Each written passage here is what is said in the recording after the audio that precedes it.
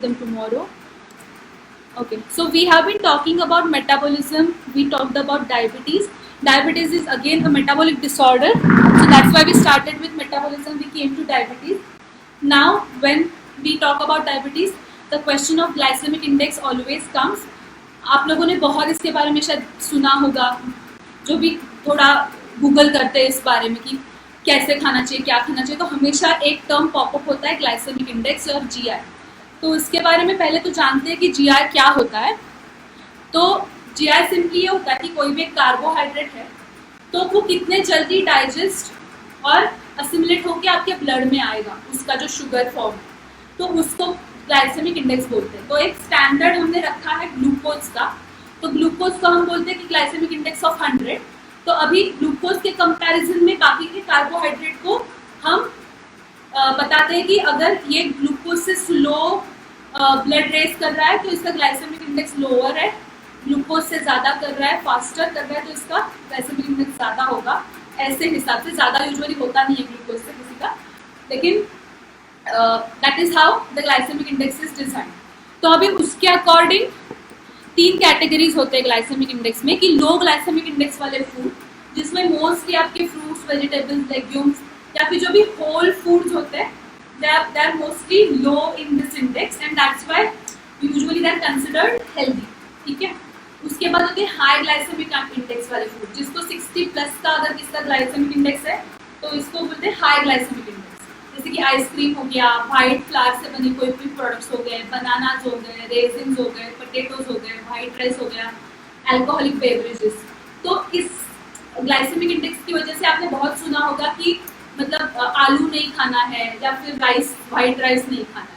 तो ये इसका बेसिक फंडा ये होता है।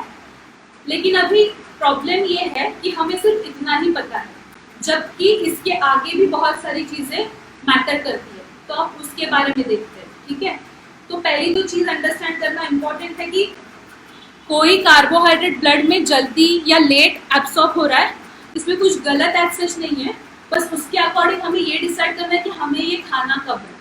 फॉर एग्जाम्पल, जब हम उठते हैं after 8 hours of sleep, we are already in a state of starvation. ठीक है, तब हमको फास्ट एनर्जी की ज़रूरत होती है। तो तब हम जो भी बनाना या ऐसे जो भी फ्रूट्स है जिनका ग्लाइसेमिक इंडेक्स हाई है, जिसका शुगर जल्दी से ब्लड में आ जाता है, वो खा सकते हैं। या फिर हम प्री वर्कआउट, अगर आप आपके पास सिर्फ हाफ एन आवर है वर्कआउट के पहले और आपने कुछ खाया नहीं है, तो आपको वर्कआउट के लिए जो भी एनर्जी चाहिए उसके लिए यू रिलाई ऑन रेजिन्स, बनाना, ऐसे जो चीज़ है जो जल्दी जल्दी आपको वो शुगर और एनर्जी दे आपके वर्कआउट के लिए। क्योंकि आप ऐसी कोई चीज़ खाओगे जिसकी शुगर 1 या 2 घंटे के बाद रिलीज होने वाली है, तो आप पूरे वर्कआउट के टाइम आपके पास कोई एनर्जी नहीं होगी, यू विल फील टायर्ड।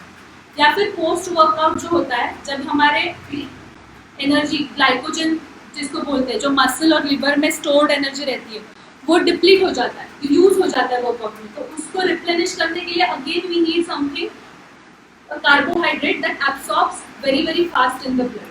तो ये जो टाइमिंग का जो चीज़ है वो समझना इम्पोर्टेंट है। ऐसे जस्ट बिकॉज किसी का ग्लाइसेमिक इंडेक्स हाई या लो है, इसका मतलब कुछ बहुत ही अमेजिंग है और कुछ एकदम पॉइजन है, ऐसे कुछ होता नहीं है। सेकेंड चीज़, हमको ग्लाइसेमिक इंडेक्स के बारे में सुना है, बट मोस्टली हमने ग्लाइसेमिक लोड के बारे में हम नहीं सोचते।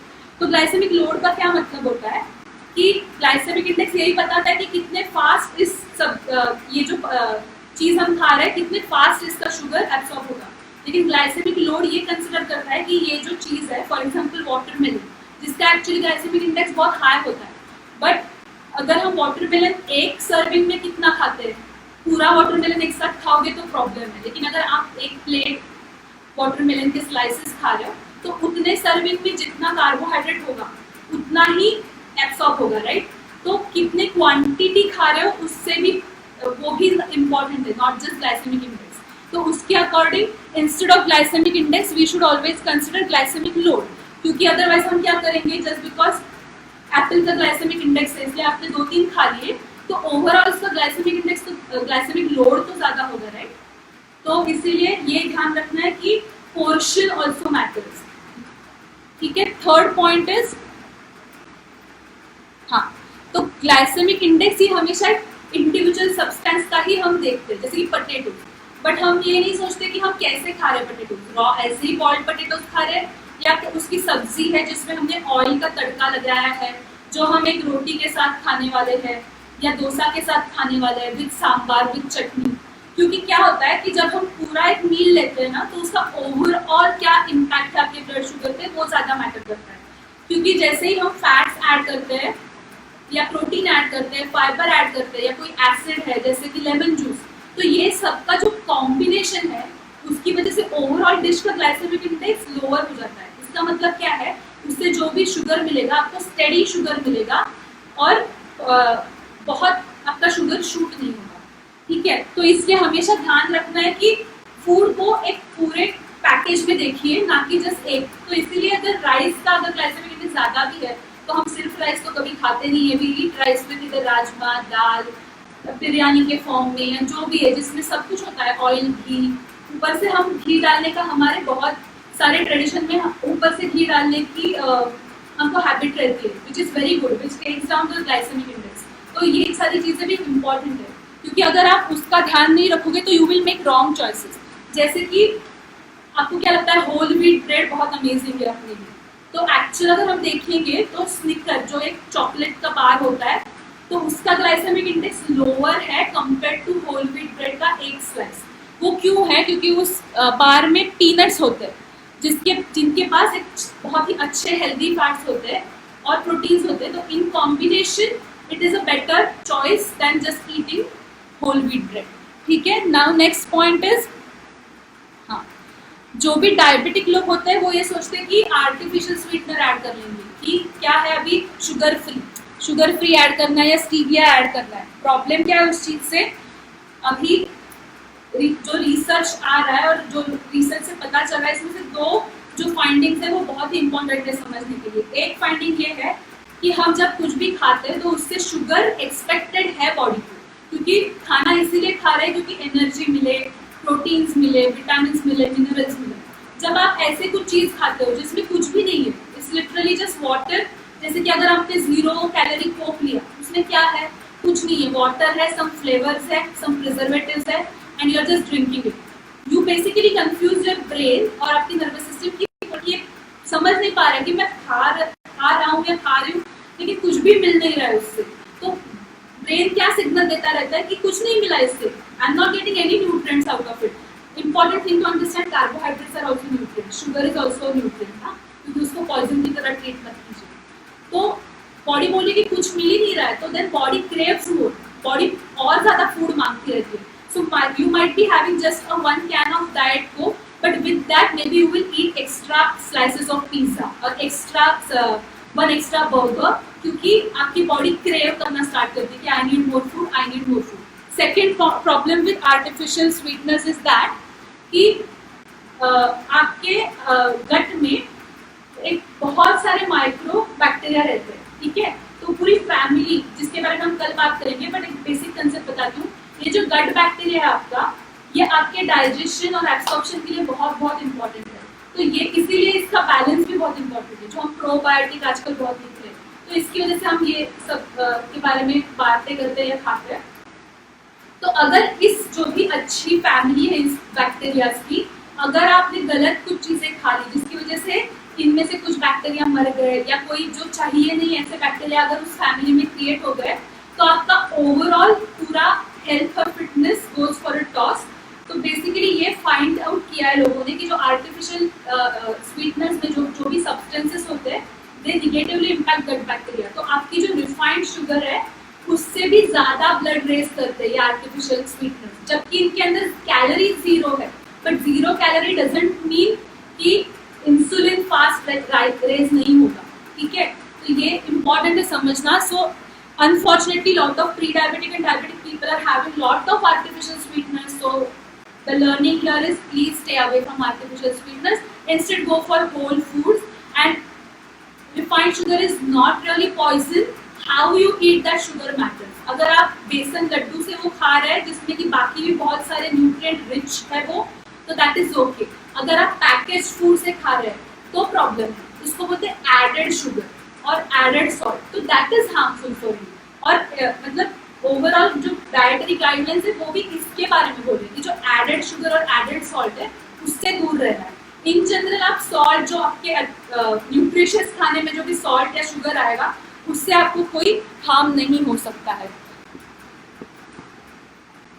ओके, अभी सिंपल क्वेश्चन है मेरे, 5 क्वेश्चन है जिसके बारे में हम देखेंगे कि व्हाट इज बेटर, कि अगर हमें मील के बारे में चॉइस करना है तो what will we choose.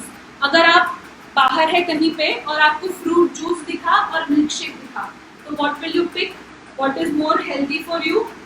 It is milkshake. क्यों? क्योंकि फ्रूट जूस में सारा आप पूरे के पूरे फाइबर हटा दोगे और फ्रूट जूस में 1 ग्लास फ्रूट जूस बनाने के लिए 2 से 3 फ्रूट जाते हैं उसके अंदर, तो overall it will spike your sugar much rapidly.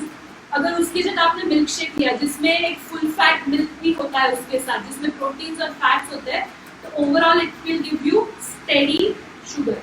तो फ्रूट जूस और मिल्क शेक में चॉइस करना है तो you will pick milkshake. Obviously you will go for freshly made things, not जो कैन में आते हैं या पैकेज आते हैं। और अगर फ्रूट है तो obviously you will always just eat whole fruit. ठीक है। Second thing, oil free chakli खाओगे आप या प्रॉपर डीप फ्राइड चकली खाओगे? अगेन चॉइसेस कि डीप फ्राइड चीज इज बेटर फॉर यू, क्योंकि ऑयल फ्री में आप सारे न्यूट्रिएंट्स भी उसके साथ हटाते हो ऑयल के साथ, प्लस अभी ऑयल फ्री चकली में सिर्फ और सिर्फ कार्बोहाइड्रेट बच जाते हैं, तो that will harm you much more. क्योंकि फिर आप जब भी ऑयल फ्री चकली खाओगे तो उससे आपका शुगर और इंसुलिन स्पाइक हो जाएगा, सडन राइज होगा उसमें। तो ऑलवेज अंडरस्टैंड, जो भी हमारे दिमाग में जो हेल्दी की डेफिनेशन है बैठी हुई वो थोड़ी गलत है, उसको ठीक करने की जरूरत है। Third thing, whole wheat bread with low fat butter या फिर रोटी और मे बी शेंगदाण्याची चटणी, आम्ही त्याला मराठीत म्हणतो। So what is it? It's chutney made up of peanuts. So what is better for you? Obviously roti with chutney, क्योंकि वो एक तो घर पे बनी है, उसमें ज़्यादा से ज़्यादा होल ग्रेन्स है, उसके वो एक नाइस कॉम्बिनेशन है जिसमें अच्छे प्रोटीन्स मिल रहे हैं आपको, अच्छे फैट्स मिल रहे हैं, तो overall that is a better meal compare to ये so called low fat butter. ठीक है। फोर्थ थिंग, ओट्स मैगी या फिर besan laddu, what is better? Oats Maggi या besan laddu? Obviously besan laddu. Again, it has a very nice combination of good fat, protein with sugar. Sugar is not a poison. Always remember that. और oats Maggi में क्या है? Oats Maggi में ऐसे fats है जो आपको पता नहीं एग्जैक्टली क्या यूज किए हैं, ऐसे कार्बोहाइड्रेट्स ऐसे तरीके से रिफाइन किए कि उसमें कोई भी न्यूट्रिएंट नहीं बचा, कोई मिनरल, फाइबर या फिर विटामिन उसमें बचा नहीं है। तो you will always go for बेसन लड्डू, नॉट योर आटा, ओट्स या कोई भी हेल्दी टाइप का मैगी। ठीक है। लास्ट थिंग, मुरमुरा या भेल, बेटर इज ऑलवेज भेल, क्योंकि भेल में और भी चटनी आ जाती है, और भी उसमें जाते हैं टमाटर, अनियन, उसमें और क्या जाता है? फरसान। फरसान में क्या होता है बेसिकली? हाँ, अगर आप बहुत एक्सेसिव अमाउंट में फ्राइड फूड खा रहे हैं that's a different thing, otherwise farsan में जो अच्छे आपको प्रोटीन्स मिल जाते हैं। अगर आपने घर पे बनाई है कोई नमकीन तो उसमें फैट जो ऑयल यूज करोगे वो भी अच्छा ही होगा। तो ओवरऑल मुरमुरा सिर्फ कार्बोहाइड्रेट है तो सडन स्पाइक देगा आपको शुगर में, लेकिन अगर आप कॉम्बिनेशन में उसमें कुछ वेजिटेबल्स भी डाले, आपने थोड़े प्रोटीन्स डाले, आपने पीनट्स डाले, तो हेल्दी फैट्स डाले, तो overall it will give you steady sugar. तो ओवरऑल भेल का glycaemic index will be much better compare to just eating murmura and getting a spike in your sugar. So last thing to always remember कि ये सब मैंने इसलिए बताया क्योंकि हम यूजुअली क्या करते हैं, we just think about calories या फिर we always think about only glycaemic index, या हम सोचते हैं इसमें प्रोटीन कितना है, हम इसमें सोचते हैं कार्बोहाइड्रेट बहुत ज़्यादा जा रहे हैं क्या, या फिर we always place a number next to food, but that is over simplification. क्योंकि बहुत सारी चीज़ें मैटर करती है कि अगर आप कोई चीज़ खा रहे हो तो आपको उसमें से क्या क्या न्यूट्रिएंट्स मिलेंगे। That depends on so many things. It depends on what are you eating, how was that produced, how was it cooked, how much did you eat, when did you eat it, did you have the microbacteria to digest that food that you ate, and so many other things. So just don't put a number on a food. मतलब एक number के पीछे मत भागो कोई भी. Instead of that, think of food as food.